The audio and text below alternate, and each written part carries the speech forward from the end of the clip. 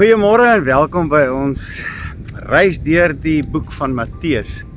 Ek is vandag so broos oor Jesus se woorde. Ek dink die regte woord wat ek eintlik wil gebruik, wat ek nie regtig in Afrikaans kan kry nie, is humbled. I'm so humbled by his words today. Miskien is dit die effek wat Jesus se woorde op jou en my moet hê, dat dit ons by plekke van verootmoediging sal bring. Introspeksie. Nou vandag se teks veral omdat dit so krities belangrik is om dit te leef elke dag. Kom ons lees saam uit Matteus 7 vers 1 tot 5. Moenie oordeel nie, sê Jesus, sodat julle nie geoordeel word nie. Want met die oordeel waarmee julle oordeel, sal julle geoordeel word.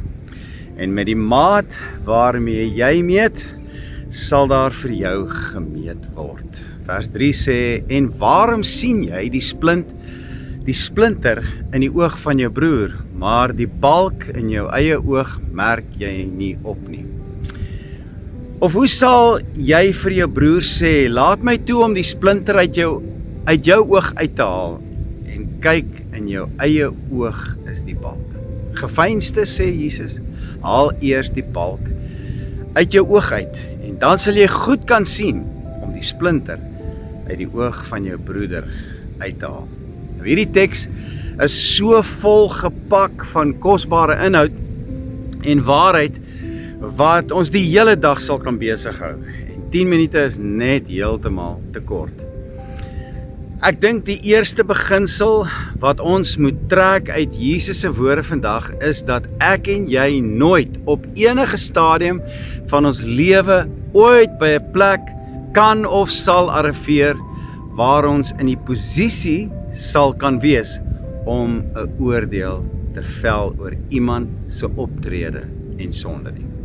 En dit bloot vir een eenvoudige rede, en dit is dat ek en jy konstant elke dag self in die beskuldigde bank staan en self skuldig is aan veelvoudige oortredings. Dink maar aan die insident met die owerspelige vrou wat deur die fariseërs na Jesus toe gebring is om hom te toets. En Jesus se antwoord stroop 100% met sy woorde vandag. Die een wat sonder sonde is, laat hom die eerste klip gooi. Nou jou eie gebrokenheid en sonde en myne diskwalifiseer jou en my om te oordeel. Daar is net een wat kan oordeel en dit is hy wat sonder sonde is en was. Sy naam is Jesus. Paulus sê in Romeine 12 vers 17 tot 19 sê, vergeld niemand kwaad vir kwaad nie. Bedink wat goed is vir alle mense. As dit moontlik is, so ver as dit van julle afhang, leef in vrede met alle mense. Moenie julle wreek nie, sê Paulus, geliefdes, maar gee plek vir die toorn. Want daar is geskrywe, aan my kom die wraak toe, ek sal vergeld, spreek die Here. Daar as jy weer, kan jy sien dat net een wat kan oordeel is hy. Nou, as jy wil wonder hoe lyk die oordeel van die een wat by magte is om te kan oordeel, wat die lisensie het om te oordeel, hoe sou sy oordeel lyk as hy na jou, my sonde en ons lewe kyk? Ons sien Jesus waar hy aan die kruis hang, waar die wreedste en mees onregverdige en ongenaakbare behandeling aan hom gedoen is, van menslike oordeel en veroordeling, wat hy ontvang het, terwyl die Romeinse reg geen skuld by hom kon vind nie. Nadat mense die wreedste oordeel en vonnis voltrek het, het Jesus met sy laaste asems in liefde geoordeel, terwyl hy 7 legioene engele kon opdrag gee, om hom daar te verlos en die mensdom in sy totaliteit te vernietig. Sy oordeel het so geklink, die man se oordeel, Vader, vergeef hulle, want hulle weet nie wat hulle doen nie. as jou en my oordeel maar net ook so kon lyk en so kon wees, om ander mense se broosheid en seer raak te sien, voor ons net lostrek in ongenaakbare tonge en te veroordeel en te beskinder. In Jesus se gebed, wat hy vroeër ons geleer het in hierdie hoofstuk, het Jesus ons geleer om na ander te kyk in ons oordeel en te sê, vergewe ons skulde, want soos wat ons ander vergewe, dieselfde lieftallige en genadevolle behandeling en sagte oordeel wat jy graag wil ontvang as jy die skuldige sondebok was, moet jy verander gee. Jesus leer jou en my vandag hoe ons moet optree en hoe ons moet dink as die regter se hamer in jou en my hand beland. Mag ons genade en liefde en deernis en begrip tentoonstel, soos ek en jy na ander se gebrokenheid kyk. En mag ons harte met genade gevul wees, soos Jesus ons met sy lewe en dade gewys het hoe om te lewe en om op te tree. Aan die einde van dit alles is daar een gebed in my hart na hierdie aangrypende teks. Here, leer my om soos U te wees. Leer my om soos U te opereer. Leer my om soos U te lewe. En leer my om soos U te oordeel.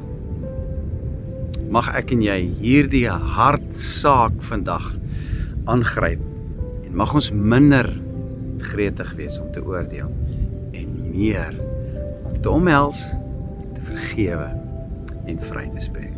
Mag die Here jou seën vandag as ek uitspeel met hierdie lied. Ek wil meer en meer en meer soos Jesus wees.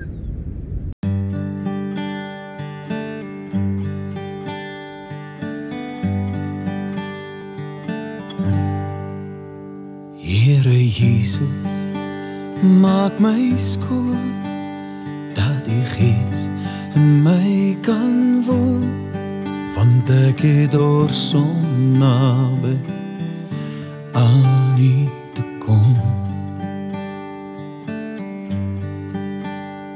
Elke trekkie wat ek loop, wil ek vashou aan die hoop, dat U binne in my werk en my verander.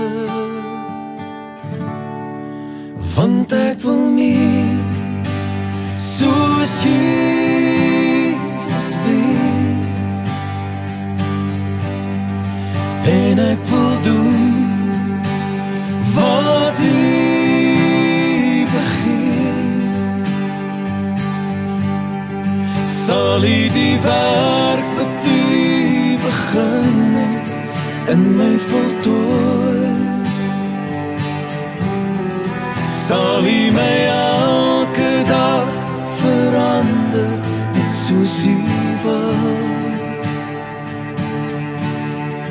Want ek wil meer soos Jesus wees. Ja, ek wil meer en meer en meer soos Jesus wees.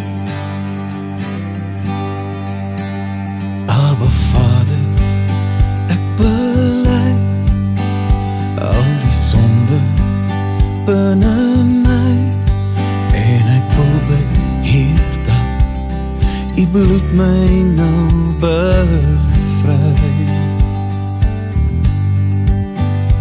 Elke dag wat U my gee, wil ek net vir Jesus leef.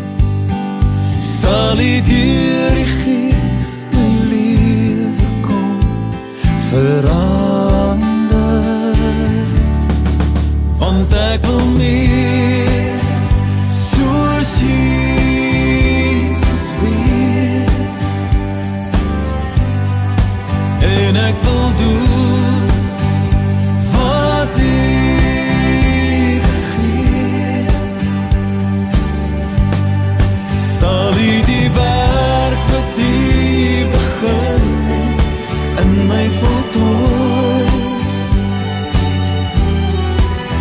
sal U my elke dag verander net soos U wil, want ek wil meer soos Jesus wees. Ja, ek wil meer en meer en meer soos Jesus wees. Want ek wil meer soos Jesus.